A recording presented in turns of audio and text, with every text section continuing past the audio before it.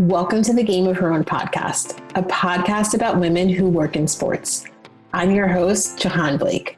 After 15 years of working for 3 major league teams, including the Boston Red Sox, Los Angeles Dodgers, and the Chicago Cubs, I discovered the one thing I loved the most was helping women in sports shatter glass ceilings and take their seat at the table. I loved it so much that I made a business out of it. I have the honor of coaching high-performing women in the sports and entertainment industry and supporting them as they go after exactly what they want in their career. So if you are feeling tired of waiting on the sidelines, done being overlooked for promotions, and you're ready to pull ahead of the pack and take your career to the next level, girl, I'm here for it. I also created the Game of Her Own podcast to support you as well. We are here to share the stories of incredible women who work in sports and entertainment. These leaders and trailblazers will inspire you with their success and the lessons they've learned along the way to the top. Ladies, there is nothing like women empowering women. I am so honored you're here.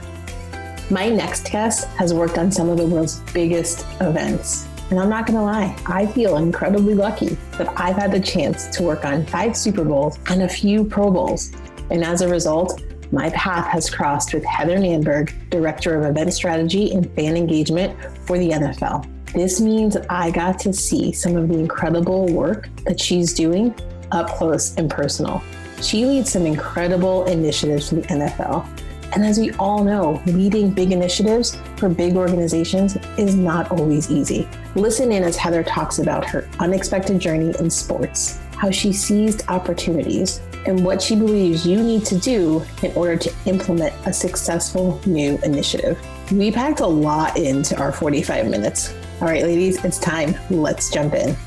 All right, Heather, I'm so excited. Welcome to the Game of Her Own podcast. Thanks, Jahaan. I'm so excited to be here. So I need you to take us all back in time. And before we get into everything that you do now, which is incredible, take us back in time and tell us when you first fell in love with sports. Yeah, for me, sports is such an interesting thing because I didn't grow up in a sports family, and I grew up in New York City where sports wasn't everywhere.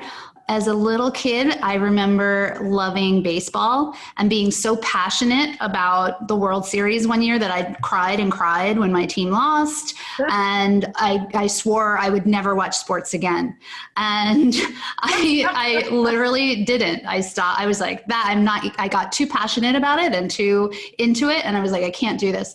And so I started falling in love with sports more so in college. I went to University of Maryland. They weren't super able to do a lot of sports when I was there, dating myself. Started going to football games, and that was like my first time actually going to a live football game and got to feel what that excitement was like in person.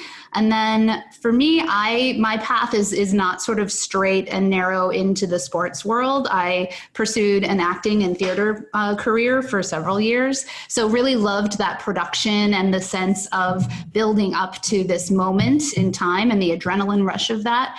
And when I started working at the NFL, that was when everything kind of came together for me, realizing how much sports is very similar to theater and production and requires that, frankly. And so many lessons that are learned in sports are similar to lessons that are learned in any sort of a ensemble kind of a working environment like theater, like singing. I also used to do a ton of singing. So to me, I've grown to love sports more so through my career than like many people who are sort of brought up that way, loving a team specifically. I now have a daughter and she really loves sports. But again, we live in New York City and she doesn't have as many opportunities to play as we would like and as she would like. But I think she's someone who has sort of seen me in my role and kind of understands that, being part of a team like that is something that is really life-changing and something to really strive for. You know what, Heather, you just said a lot, and I have a lot of different questions. So first of all, can we go back to the World Series and you cried and you didn't want to watch sports anymore? Who was your team? Who lost? Talk about that game. So my parents are from Maryland, and I was rooting for the Baltimore Orioles, even though I'm a lifelong New Yorker. And it was the Orioles and the Pittsburgh Pirates.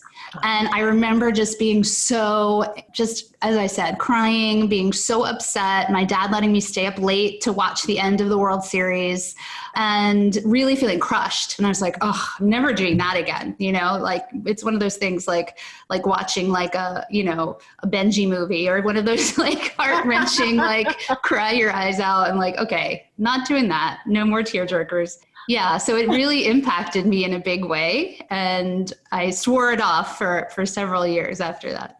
Wait. So how old were you? I was probably maybe 9 or 10. So it sounds like you had like your first heartbreak at the age of 9 or 10 at a very young age. Yes, definitely. Usually it's by some like boy in the playground or whatever. For you, it was the World Series. It really was. And I remember just being like, really, I felt like if I cheer loudly enough and I am excited enough that they'll win, but it didn't work. And then I had a lot of resentment towards Pittsburgh afterwards. Have you let that go yet? Yes, I have. I've grown. What's so interesting is, and I feel like I've watched your work and I'm reading your bio, I'm prepping for this, and I'm thinking, I saw the thing about acting, your acting career, and I had no idea. What was that like, and what made you want to make the switch and start working in a different career? Yeah, so it was one of those things that was a moment when kind of what I was doing turned into what I should be doing. I pursued acting coming out of college in New York City, was part of theater companies and, tried to get other film work and really loved it and loved being a part of that world, but couldn't support myself. So started getting temp jobs, different places, and really have had like 20, 30 different bosses and temp jobs and so many different experiences with that.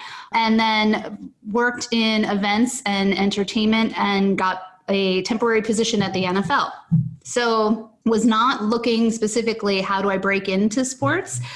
Knew that I loved doing event production, was super excited to start working at the NFL. And I started off in strategic planning and business development, which is not at all related to events, is not really at all how I envisioned myself working. But what I realized was that working at a place like the NFL, you have access to producing and being a part of the Super Bowl and some of the biggest events that are produced in the world. And so I was able to make the transition from being a temp to the events department really by just offering to help. So I was very fortunate to sort of meet new people who were also starting out, who were at my same level. And there are just so many opportunities to pitch in, to say, hey, I'd like to help. I can do that. Do you need any help with anything? So it was literally one of those things where starting off with the NFL draft that used to be produced in New York at Radio City, just volunteering my time and saying, hey, do you guys need any help? I'd love to be a part of it. And then getting to know that events team.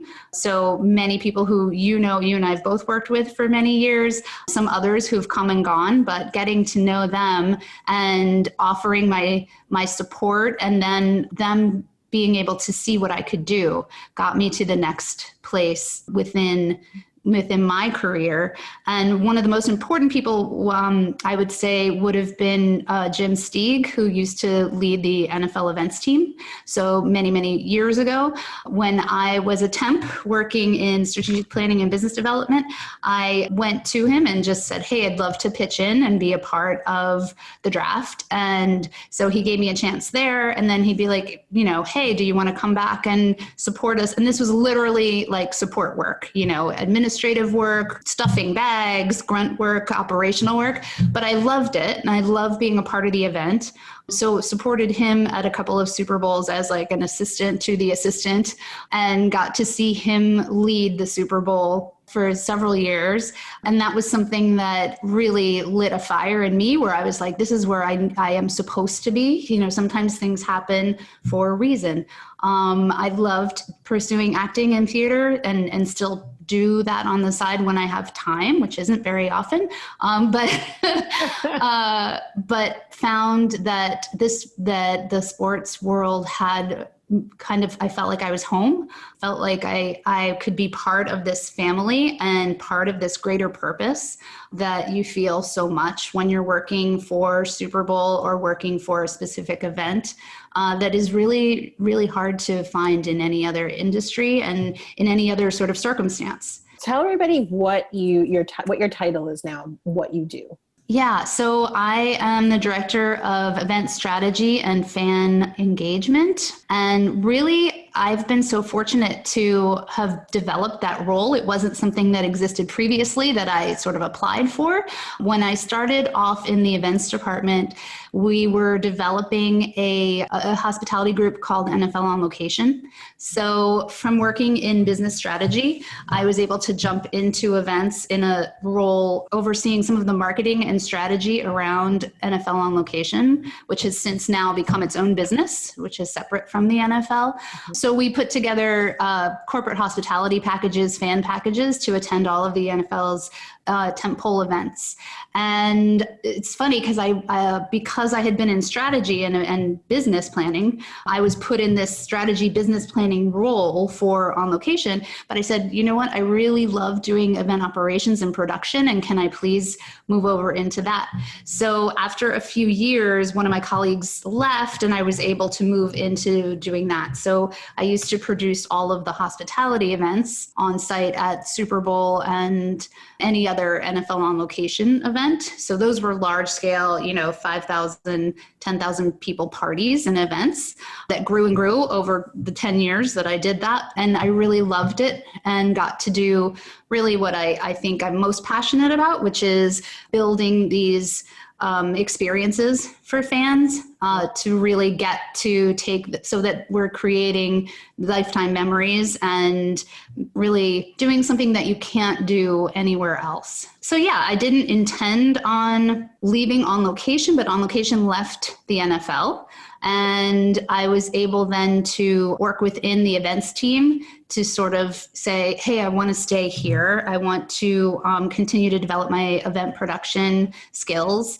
And so I now oversee the Pro Bowl event operations, which is such a unique and amazing event, and something that I feel really connected to because it's an opportunity to really celebrate the players. And there are two events like that we have, the Pro Bowl and the draft. Both feel like these really authentic ways to celebrate the players. For me, I always have to connect some sort of meaning to it. So I do feel as though my work means something to those players, to those families when they're there on site, and then also provides opportunities for fans to have these really meaningful experiences.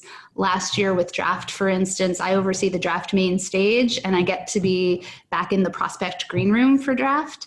So you get to experience the prospects at this monumental time in their life when it's just this life-changing moment for them and for their families. And they bring their grandma and they bring their mom and they bring, their whole extended family.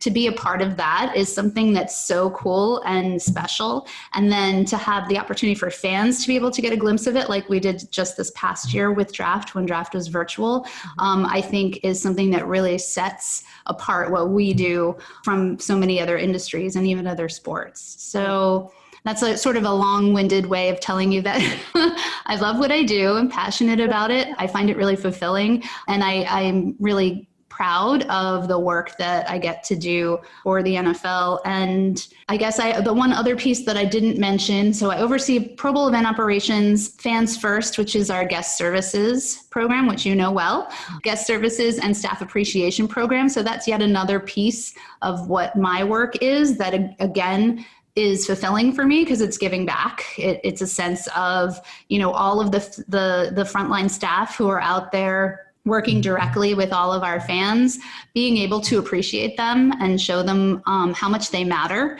is something that I find really rewarding. So I would say, my job has really been something that has been built with different sort of leaning into different passions that I've had over the years, and by having really found wonderful support at the league. So people who've helped me to be able to take that on.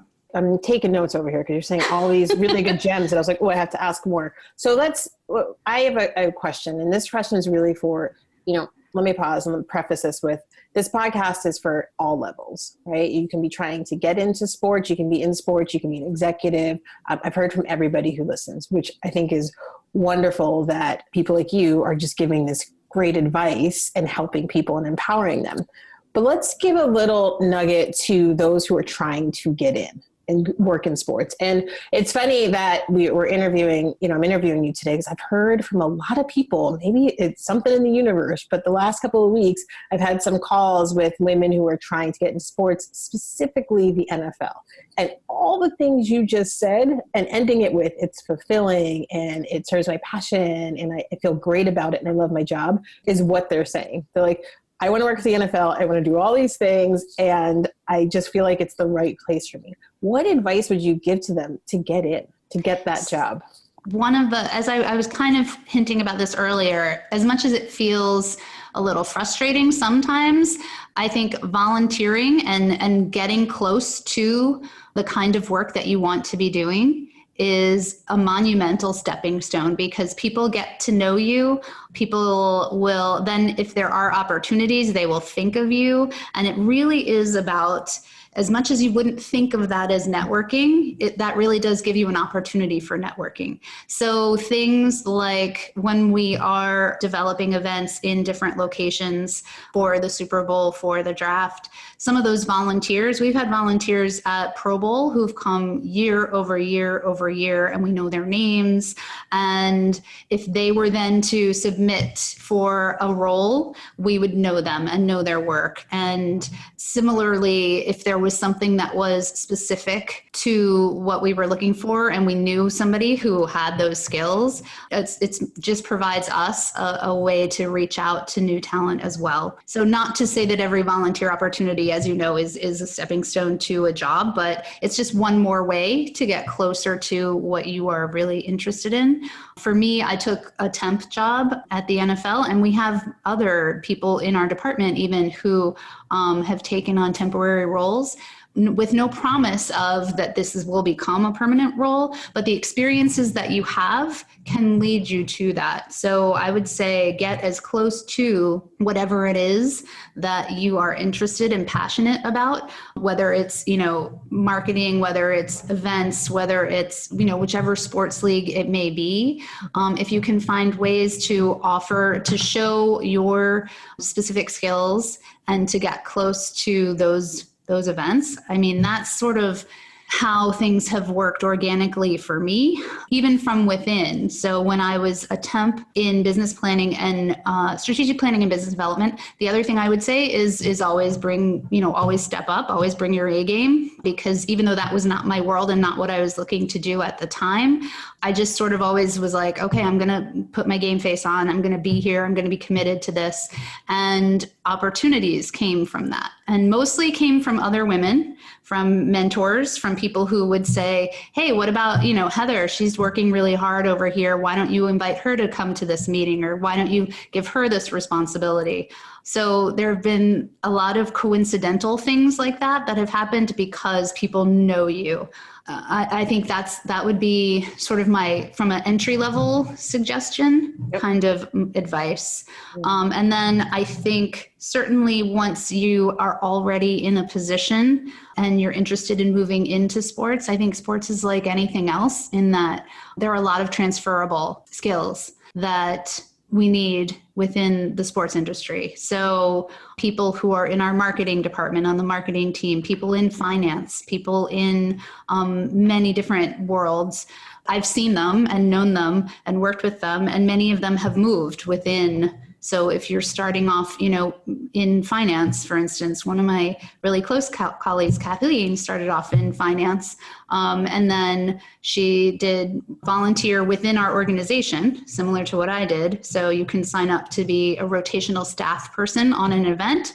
And then when a role becomes available, all of us know that person and say, oh, that person would be great. We're all recommending them. So again, it's like putting yourself out there whenever you have those opportunities, and also not pigeonholing yourself. Like, it has to be the perfect role for me at the organization. If you know that that's an organization that you're interested in, or you want to get into sports, take the role that you can get and then turn it into what you want it to be. Yes, I love that. And I love the volunteering, and just what you said earlier too, is just offering to help. Mm-hmm. Right. So like your career at the NFL, you started as a coordinator. You're now a director, and correct me if I'm wrong here, but outside looking in, I don't feel like the NFL is just throwing out titles. Like, you all work for your titles. They're not, no one's fast tracked, right? Like, it takes a while. They're not the same. I guess what I'm trying to say is it's not the same as it is in other organizations when it comes to titles. And so what I hear you saying is to move up with responsibility, forget the title, just to move up with more responsibility, you just have to put yourself out there and be willing to offer to help, even if it's outside of your job description. Did I get that right?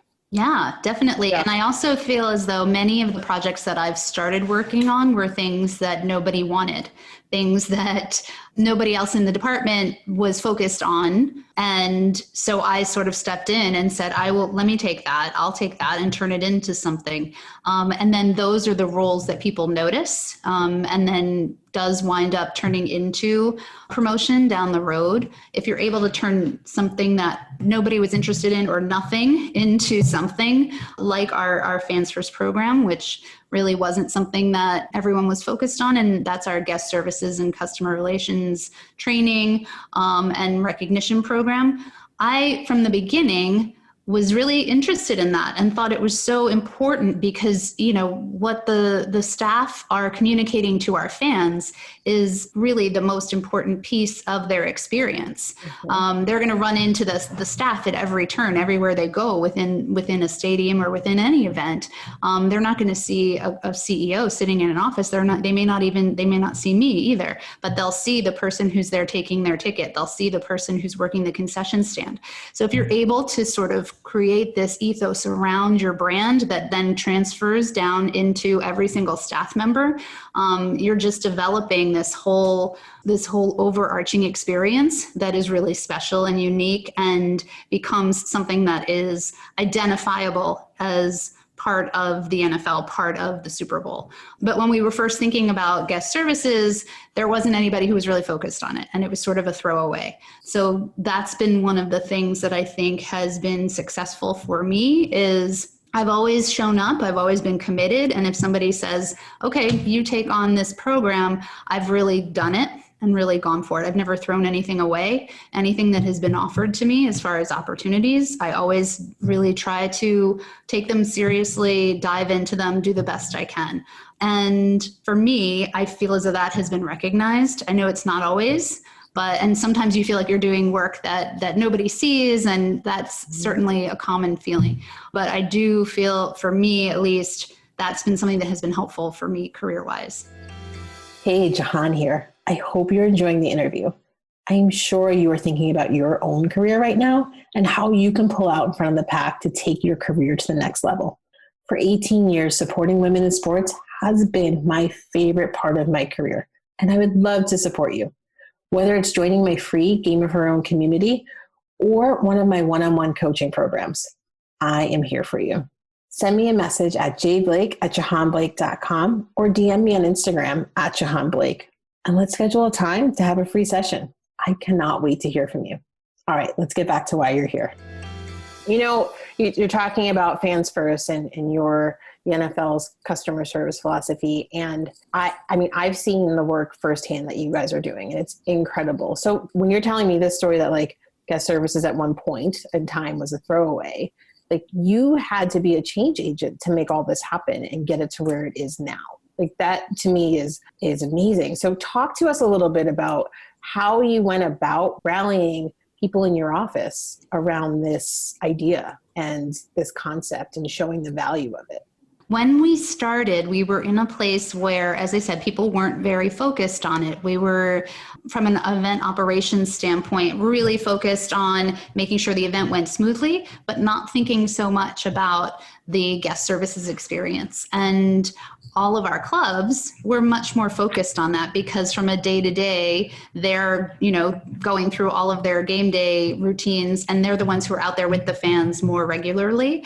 So really it started for me with tapping into all of the existing talent at the clubs. So all 32 clubs now have guest services or guest relations leaders or a whole leadership team, whereas they didn't many years ago. So I would say the biggest way that we were able to really get Fans First established was by tapping into success stories coming out of the clubs. So the clubs could share that, they had their guest relations staff interacting with fans, and we would do surveys of those particular clubs and get back really interesting data about how impactful the fans were saying their experience with an individual staff person was. And so some of that anecdotal stuff. Also with Fans First, we have a way that we collect stories from all of our teammates. So sharing those stories, when you tell somebody about a staff person sharing their story about how they went above and beyond, how they really impacted somebody's experience at an event, and then also get the feedback from the fan side that says, wow, I met this person at the game on Sunday. They really changed my whole experience. They ran over and helped me out with my bus situation or with, very specific things. I think that storytelling piece of it is something that really resonates with people. So we were able to really show, after putting the Fans First program together for the first year, that we had made a lot of those a lot of strides with improving the customer experience. The fan feedback was, I think, key to that. So research and data is something that people can't sort of scoff at once they see it. And then I think too, having our exec team on site and seeing it firsthand, we started doing some videos, smaller videos, just internal, to show our executive team, hey, look what an impact this makes. Look at how this staff member felt really rewarded, really appreciated, and how they paid that forward in their interaction with a fan. So we continue to look for ways to make the program more embedded in everything we do, but we now work closely with all 32 teams to have their guest services managers come out to our tentpole events and to have it be more integrated into basically the whole league-wide philosophy around fan service. I think what you just said can apply to really anybody trying to, make change. What I'm hearing you say is the research, the data is important. So it's the quantitative, but also the qualitative, right? Like the data, the data that has like a story, right? Mm-hmm. And then showing the executive team and helping them understand. So taking them along for the ride so they understand mm-hmm. what you're out there doing all the time. And then I'm also hearing collaboration. So for you, it was collaboration and being inclusive across the league. Did I get that right? Yeah, definitely. And I also think that what you're hitting on too is being open-minded to other people's views and advice. So taking the experts' advice, not thinking that you know it, all yourself.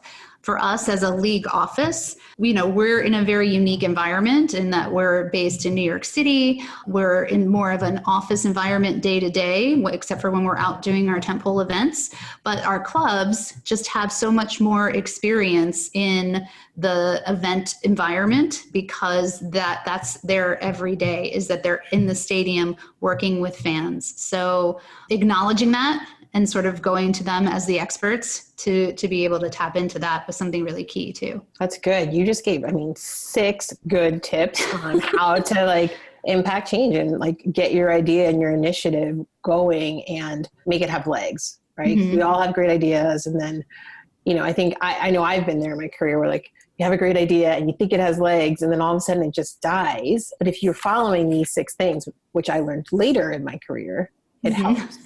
Especially the last one you just hit on, is that you're just being open-minded and taking experts' advice. You don't always have all the answers, and that's okay.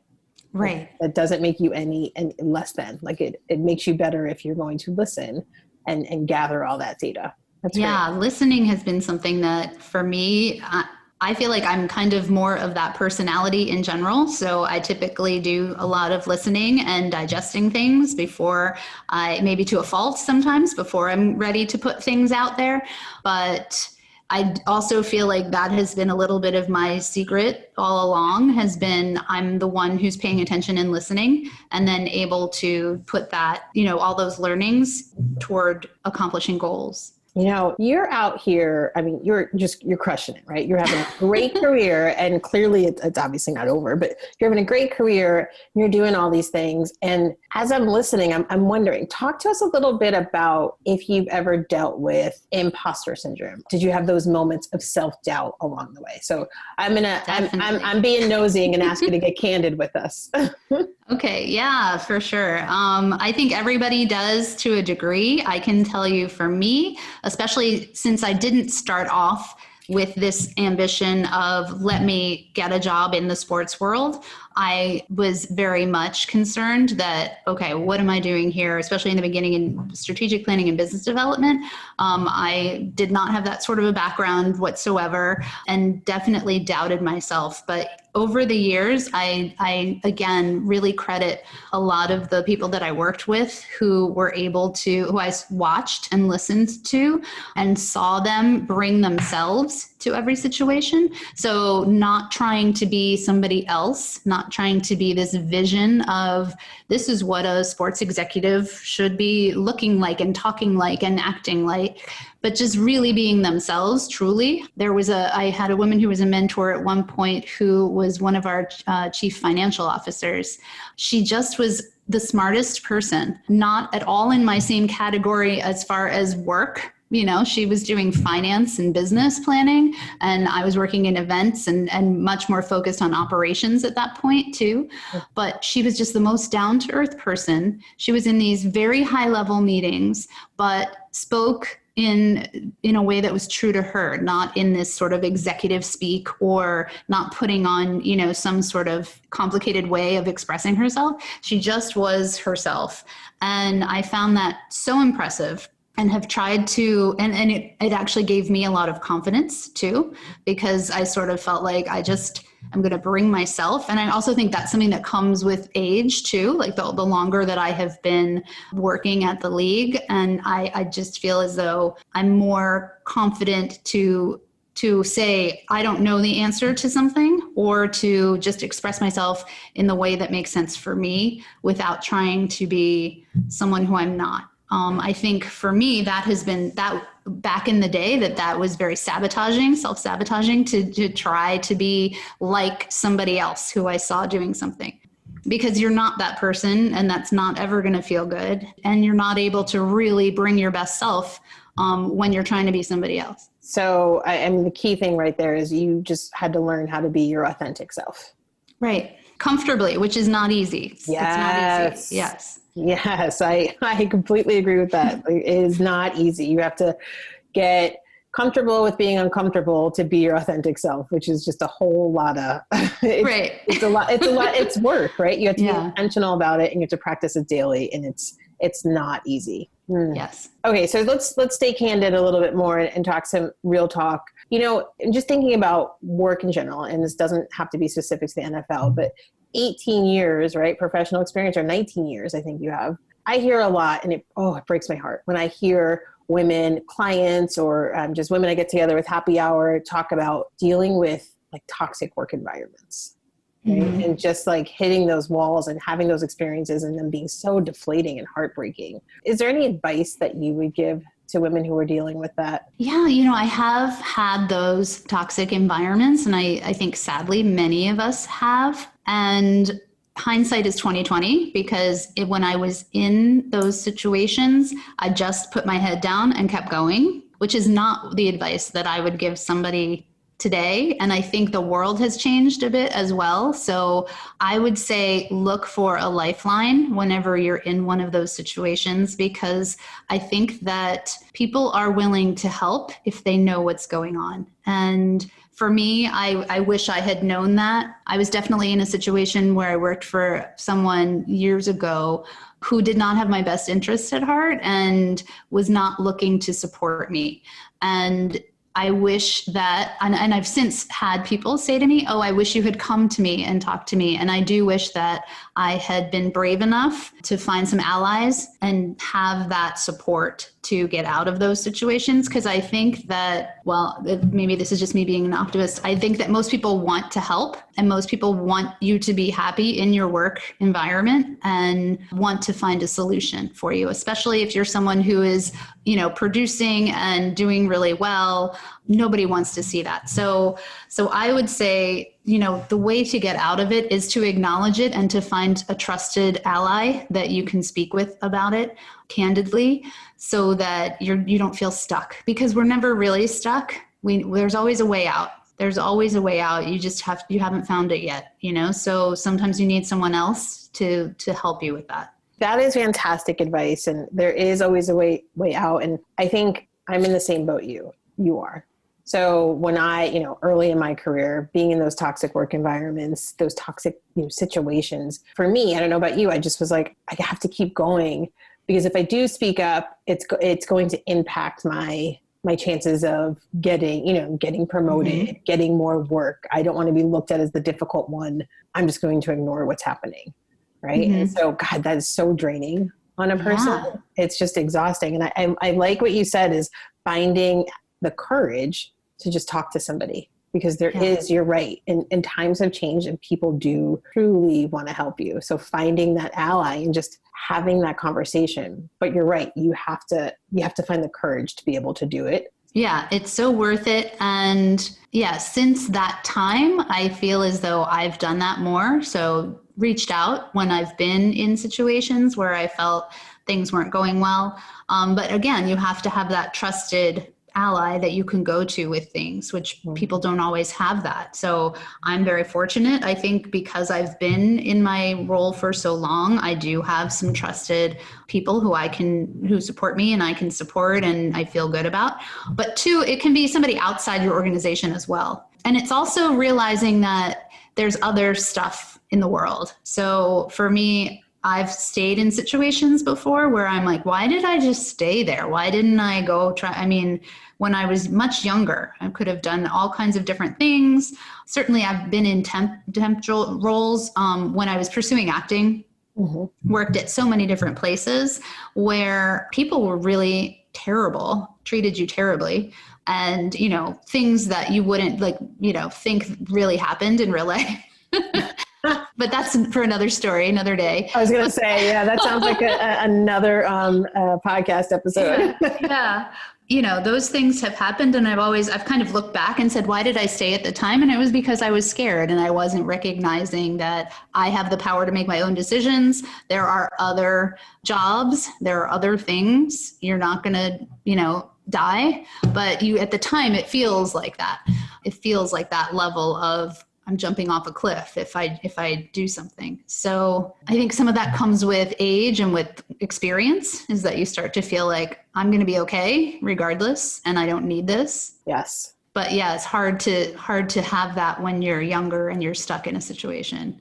Yeah. So know that it's out there. Yeah. And I agree. And I think too, it's harder when you're junior in your career, but then it's also harder if you face it for the first time when you're a little bit more senior in your career too, because you're like, where do I even start with this? Like, I don't even know where to go to. And I do think that not giving it power and talking to somebody and having an ally. I have a client, she's so smart, and she started her new job and she was like, my goal is to find a few different allies, people that I can go to. And she made that part of her strategic plan. I was like, wow, that's so smart. Fantastic. I was like, I don't even need to tell you. I mean, you already know why. I don't even need to tell you why that's so good. So it's so smart to do that, because you don't know when you're going to need to lean on those people. And it could be when you're in a toxic work environment, and it's really hard to start to form that relationship once you're in the situation, right? Like you need it before. And I like what you said too, is finding someone also outside of your organization. Right.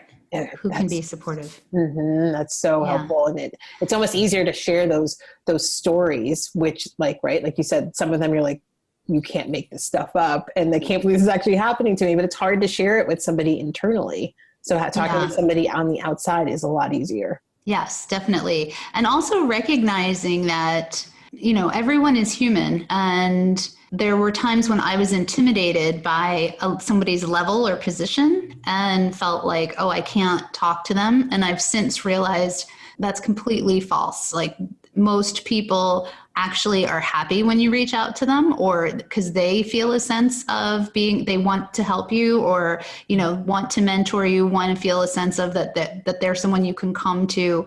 So for me, again, it was that one mentor that I had. She really changed my perception of some of the hierarchy within the organization, and thinking that there's sort of an untouchable group of people that, oh, I can't talk to them, or they wouldn't want to talk to me.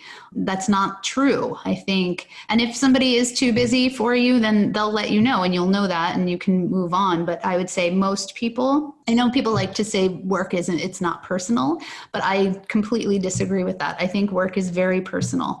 I think, and I didn't think that until more recently in my career. I used to think the same thing. I used to think like, no, well, I'm at work, and it doesn't matter if I develop a relationship with this person or I don't. I've come to realize that that's one of the most important things, I think, is developing those relationships. And I wish I had known that earlier in my career. And that, what makes us human is something that can be an important connection, and then will ultimately support you in your career and in other places in life. So that was an important lesson for me. Yes. I've always felt, I never understood when people were like, it's not personal, it's not work, it's work. Like, you have to keep it separate. And I from a young age, I was like, I don't understand. I don't understand how to separate the two. I learned more how to separate my emotions from things, but I always felt like it was personal. So I 100% agree with you. Speaking of personal, so we know that you have a husband and a daughter. Yes. And we also know that you travel and work a ton. So talk to us a little bit, just real quick, on how you just balance it all. It's been so interesting now that we're in this COVID, environment where we're staying home more, because I've had a lot of realizations of where I sort of say the same thing to myself now, like, how did I do that? But because I'm traveling so much less, I would say, there isn't really a balance. There is I'm focused on home right now, or I'm focused on work right now. And it's about making sure that you're prioritizing where you need to. And that, I think, is the hardest part, because you always want to put your children and your family first, but your career your own happiness is tied to your own happiness. And so you need to find a good place for that as well. For me, I would say traveling is really challenging, especially with kids. But I guess I felt as though I was always here for any sort of important moments. And then I've also had a really strong support group. So I live close to my mom and my sister, and I always felt like my daughter has a surrogate if I'm not there. At least my mom is there for things. But it's certainly challenging. It's something that I think that all working moms, struggle with, is how do you sort of, make it all happen? And I think the reality is, and somebody once said this to me as well, and I sort of didn't like the answer, but I agree with it, is that you can't really balance it. It's more of you're focused on home at one point, you're focused on work at one point, and finding a way to prioritize those two things. There are certainly moments when I'm at an event that I'm not, calling home, and I'm not talking to my family as much. And then remembering to take those same moments and to take that same level of care to protect your time with your family when you're home, I think is really key too, so that you feel a sense holistically of balance, but on a day-to-day, I think things are shift quite a bit. That's good. That's really good advice. Thank you for sharing. And then speaking of advice, I keep having these natural segues. Speaking of advice, what is the best piece of advice that you've ever received? I would say, to me, not as much of somebody saying, here's my advice to you, but witnessing some really good examples of people always bringing their best forward. I worked with a woman many years ago, and this was when I had just started. And she brought me along to all of her meetings. And when I was there to sort of take notes and follow her, and we would have just a random meeting on a Wednesday, and she'd be like, oh, wait a minute. And this was not like a fussy, fancy kind of a woman. She was very down to earth, but she would be like, oh, let me go. And she would go to put on her lipstick and sort of fix herself. And I remember thinking to myself, it's so weird. Why is she getting dressed up, like, making herself all fancy for this little meeting that we have with like 10 people down the hall? But it was, to me, that was her putting on her game face and showing up for it and taking it seriously. And that was what made her feel on. Like she would be sort of, and you could see the transformation in her. She would sort of be like, okay, well, blah, blah, blah. And then she'd sort of put her lipstick on, and she would really have this presence about her then. And she would bring that with her to the meeting. So not really a piece of advice, but definitely witnessing something, again, sort of listening and seeing what's going on. And I was like, oh, that's so key to this woman's success. Cause then I would see her in the meeting and she was so on. Like that was the thing that sort of, I guess, made her feel like she was put together. She was ready to attack her day. So that is something that I've tried to take on, not obviously with a lipstick for me, but but just the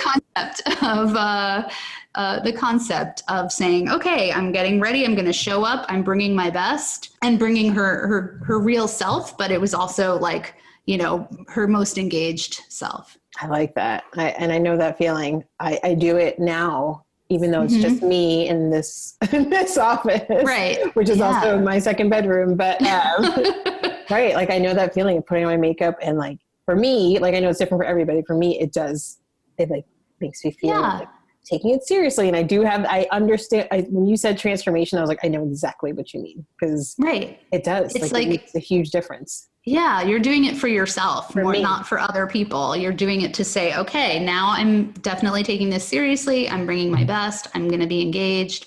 And that goes so far, even in meetings and things where you feel like, for me, where there are times where we're so busy and you feel like, oh, I'm not prepared for this next meeting. And I have this, just kind of saying, okay, I'm taking a breath and I'm showing up for it.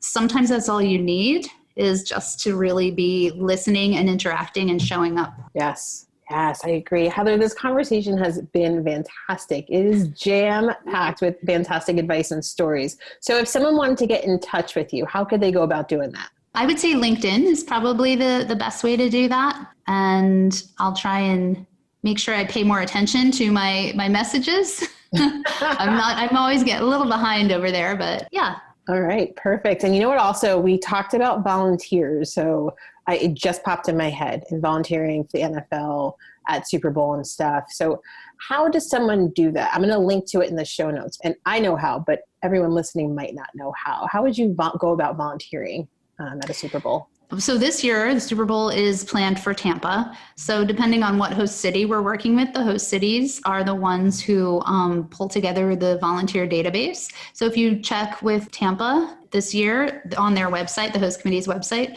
they would have links there for how you can volunteer. Okay. And then same thing with draft or any of our major events. So depending on what major city we're in, that's where working with those host committees, we always post information on those host committee websites. Fantastic. All right. So whatever links are available right now for host committees, I will add those to the show notes. Heather, this has been wonderful. Thank you so much. Yeah, thanks so much, Jahaan. This was such an awesome experience. So what did you think of this episode? Do you know another woman who works or is aspiring to work in sports? Would you do me a favor and share this with them? It would mean so much if together we could support and inspire other women on their journey. And let's stay connected. I love meeting and talking to new people. Follow me on Instagram at Jahaan Blake, and join the free Game of Her Own community by visiting jahaanblake.com. I can't wait to meet you.